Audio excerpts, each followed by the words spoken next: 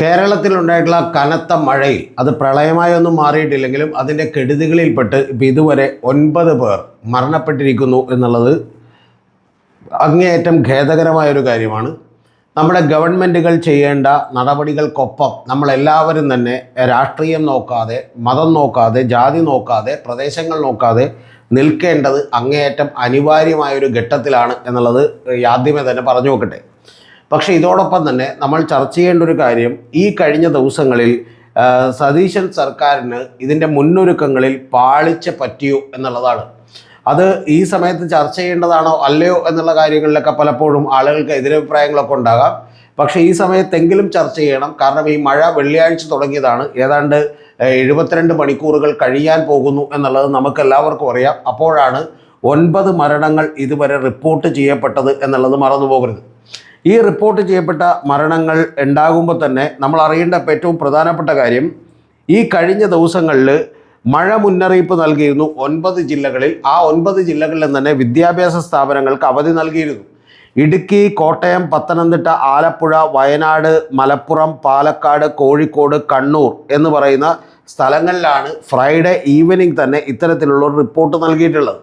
ആ റിപ്പോർട്ട് നൽകുകയും വിദ്യാഭ്യാസ സ്ഥാപനങ്ങൾക്ക്, സ്കൂളുകൾക്കെല്ലാം തന്നെ അവധി പ്രഖ്യാപിക്കുകയും ചെയ്തതിന് ശേഷം പോലും യഥാർത്ഥത്തിൽ ഇവിടെയെല്ലാം തന്നെ ഓറഞ്ച് അലേർട്ടാണ് ഉണ്ടായിരുന്നത്. ഓറഞ്ച് അലേർട്ട് എന്ന് പറയുന്നത് തന്നെ ഒരു ആക്ഷൻ എടുക്കേണ്ട അലേർട്ടാണ് എന്നുള്ളത് നമുക്കെല്ലാവർക്കും അറിയാം. പക്ഷേ ഒരു ആക്ഷനും എടുത്തിരുന്നില്ല എന്നുള്ളത് നിങ്ങളൊന്ന് ആലോചിക്കണം.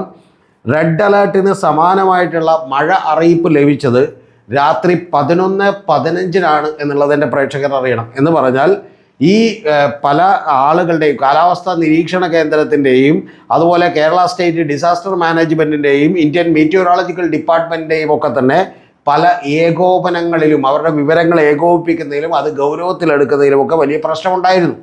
അതിനുശേഷം പത്തനംതിട്ടയും ഇടുക്കിയും അടക്കമുള്ള ജില്ലകളിൽ റെഡ് അലേർട്ട് പ്രഖ്യാപിച്ചത് പോലും ഇന്ന് രാവിലെ 7 മണിക്കാണ്. അതായത് ഇന്നലെ രാവിലെ 7 മണിക്കാണ് പ്രഖ്യാപിച്ചത്. എന്ന് പറഞ്ഞാൽ വലിയ തോതിൽ കനത്ത മഴ ഉണ്ടായപ്പോഴാണ് ഇത്തരത്തിലുള്ള ഒരു കാര്യം സംഭവിച്ചത്. ഇതാണ് ഏറ്റവും ആദ്യത്തെ വലിയ കുഴപ്പങ്ങൾ എന്ന് പറയുന്നത്. ഇനി അതവിടെ നിൽക്കട്ടെ. അതവിടെ നിൽക്കുമ്പോൾ പോലും അടുത്ത ഒരു പ്രധാനപ്പെട്ട പ്രശ്നം കൂടിയുണ്ട്. യഥാർത്ഥത്തിൽ കേരളത്തിലും ഇന്ത്യയിലുമൊക്കെ ഇപ്പോൾ എന്താണ് സംഭവിച്ചത്? 2018 സമാനമായിട്ടുള്ള ഒരു പ്രളയം ഉണ്ടായിരുന്നു എന്നുള്ളത് നമ്മളൊന്ന് ആലോചിക്കേണ്ടതാണ്. 2018 അനുബന്ധിച്ച് ഒരു പ്രളയമുണ്ടായിരുന്നില്ല. അത്തരത്തിൽ യാതൊരു കാരണവശാലുമുള്ള മഴയും കേരളത്തിലുണ്ടായിരുന്നില്ല എന്നുള്ളതൊരു വാസ്തവമാണ്. ഇപ്പോൾ പത്തനംതിട്ട ലാഹയിൽ 25 സെൻറ്റിമീറ്ററും അതുപോലെ തൊടുപുഴയിൽ 24 മണിക്കൂറിനകം 21 സെൻറ്റിമീറ്ററുമാണ് ഈ 2 സ്ഥലങ്ങളിലും ഉണ്ടായത്. അപ്പോൾ അത്തരം ചില ഒറ്റപ്പെട്ട സ്ഥലങ്ങളിൽ മാത്രമേ 20-25 സെൻറ്റിമീറ്ററൊക്കെ മഴയുണ്ടായിരുന്നുള്ളൂ എന്നുള്ളത് നമുക്കറിയാം. പക്ഷേ എന്നിട്ടും ഈ ദുരന്തം വ്യാപിക്കാനുള്ള ഏറ്റവും പ്രധാനപ്പെട്ട കാരണങ്ങളിലൊന്ന് ഈരാറ്റുപേട്ടയിലും പാലയിലും വരെ ആളുകൾ വലിയ തോതിൽ വെള്ളം കെട്ടിക്കിടക്കാനുള്ള കാരണങ്ങളിലൊന്ന് നമ്മുടെ ചില ജീവിത ശൈലികളുമായി ബന്ധപ്പെട്ട കാര്യങ്ങളൊക്കെ ഉണ്ട്. നമ്മുടെ മുറ്റത്തൊക്കെ തന്നെ കോൺക്രീറ്റ് ഇടുകയും വെള്ളം ഇറങ്ങാതിരിക്കുകയൊക്കെ ചെയ്യുന്ന കാര്യങ്ങളുണ്ട്. പക്ഷെ അതിനേക്കാളൊക്കെ ഉപരി തിരുവനന്തപുരം നഗരത്തിൽ കഴിഞ്ഞ തവണ വെള്ളം പൊങ്ങിയത് എന്തുകൊണ്ടെന്ന് ചോദിച്ചാൽ മഴക്കാല പൂർവ്വ ശുചീകരണങ്ങൾ നടപ്പിലാക്കിയിട്ടുണ്ടായിരുന്നില്ല.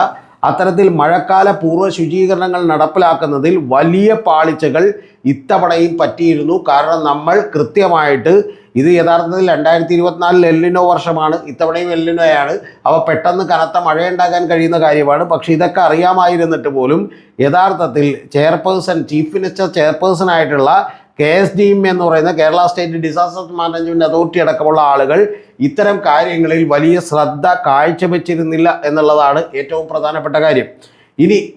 അതുകൊണ്ട് തന്നെ ഈ മുന്നൊരുക്കങ്ങളിൽ വലിയ പാളിച്ച പറ്റി എന്നുള്ളത് നമ്മൾ മനസ്സിലാക്കേണ്ട ഒരു കാര്യമാണ്. അതോടൊപ്പം തന്നെ ഇതിന് ശേഷം യഥാർത്ഥത്തിൽ അപകടത്തിൽ പെടുന്നവരെ രക്ഷിക്കാൻ എന്ത് ചെയ്തു എന്നുള്ളത് കൂടി നമ്മളൊന്ന് ആലോചിക്കണമല്ലോ. മുതലപ്പൊഴിയിൽ രക്ഷാപ്രവർത്തനം വൈകി 14 മണിക്കൂറുകൾ കഴിഞ്ഞ് ഒരു സ്ത്രീ അവിടെ കിടന്ന് അലമുറയിട്ട് കരഞ്ഞതിന് ശേഷമാണ് അവിടെ രക്ഷാപ്രവർത്തനത്തിന് എത്തിയത്. അവിടെ ഉള്ള അതോറിറ്റികൾ പോലും ഞങ്ങളുടെ കയ്യിൽ ബോട്ട് അറിയിച്ചിട്ടുണ്ട്, വരുന്നതും കാത്തിരിക്കുകയാണ് എന്ന് പറഞ്ഞിരുന്നു. ഇത് തന്നെ ഇടുക്കിയിലും കോട്ടയത്തും പത്തനംതിട്ടയിലും ഒക്കെ ഉരുൾപൊട്ടലുണ്ടാവുകയും വടക്കൻ കേരളത്തിൽ കനത്ത മഴയുണ്ടാവുകയും ചെയ്തതിന് ശേഷം പോലും അവിടെയും രക്ഷാപ്രവർത്തനങ്ങൾ തുടങ്ങാൻ വൈകി. മലപ്പുറം വണ്ടൂരിൽ നമുക്കറിയാം ഒരു കുട്ടി ഒഴുകിപ്പോവുകയും അതിനെ കണ്ടെത്താനുള്ള ശ്രമങ്ങൾ ഏറ്റവും ഒടുവിൽ അത് ഫലവത്താകാതിരിക്കുകയും ചെയ്തു എന്നുള്ളത് നമുക്കറിയാം. ജീവനോടെ അതിനെ നമുക്ക് രക്ഷിക്കാൻ കഴിഞ്ഞില്ല.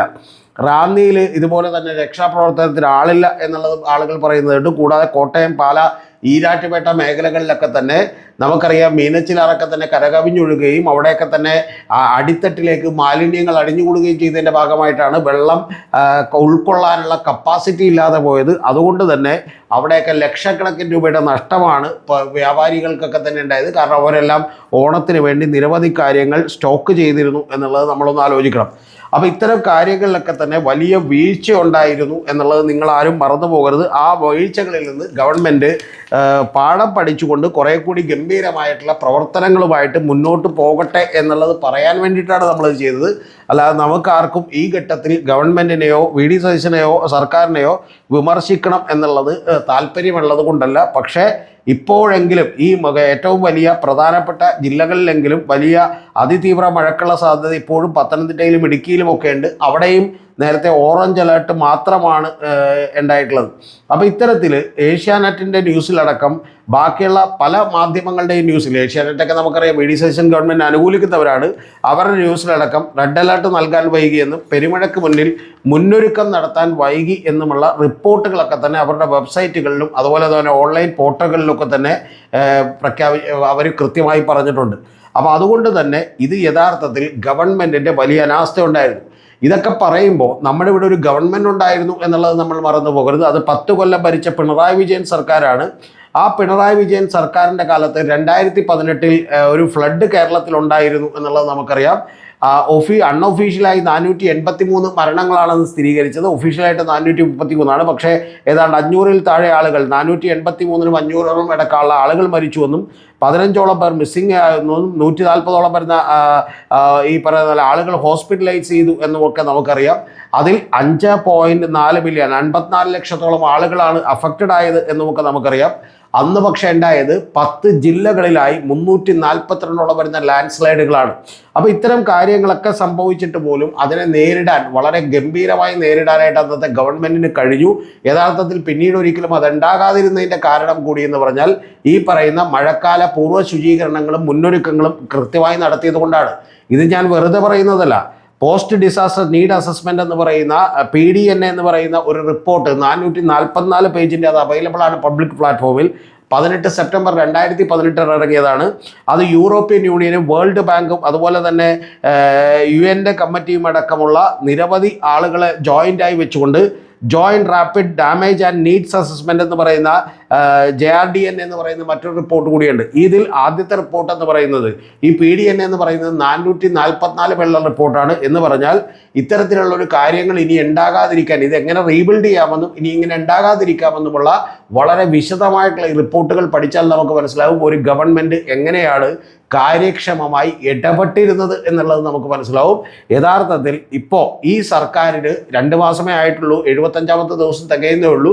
പക്ഷെ അതുകൊണ്ട് അവർക്ക് മുന്നൊരുക്കങ്ങൾ നടത്താൻ കഴിഞ്ഞില്ല എന്നുള്ളത് നമുക്ക് വിചാരിക്കാം. പക്ഷെ ഇനിയെങ്കിലും നിങ്ങൾ ഇത്തരം കാര്യങ്ങളിൽ നിന്ന് ഉണർന്നെഴുകയും കൃത്യമായിട്ടുള്ള പ്രതിവിധികൾ, ഇത്തരത്തിലുള്ള ഒരു കാര്യത്തിലേക്ക് കേരളം പോകാതിരിക്കാൻ നമുക്ക് മഴയെ പിടിച്ചു നിർത്താൻ കഴിയില്ല, പ്രതിഭാസങ്ങളെ ഒന്നും പിടിച്ചു നിർത്താൻ കഴിയില്ല. കാരണം 2000-2010 മുമ്പ് വരെ ഏതാണ്ട് കേരളത്തിൽ അതിതീവ്ര മഴയുള്ള സ്ഥലങ്ങൾ തന്നെ ഉണ്ടായിരുന്നില്ല. അതുകൊണ്ട് കാലാവസ്ഥാ വ്യതിയാനങ്ങളൊക്കെ ഉണ്ട്. പക്ഷെ എങ്കിൽ പോലും ഒരു ഗവൺമെൻറ്റിൻ്റെ ഇൻ്റർഫിയറൻസ് ഉണ്ടായാൽ മരണസംഖ്യകളും അതുപോലെ തന്നെ അപകടങ്ങളും ഒക്കെ തന്നെ കുറക്കാൻ കഴിയുമെന്നുള്ളത് വി ഡി സതീശൻ സർക്കാർ മറന്നു പോകരുത്.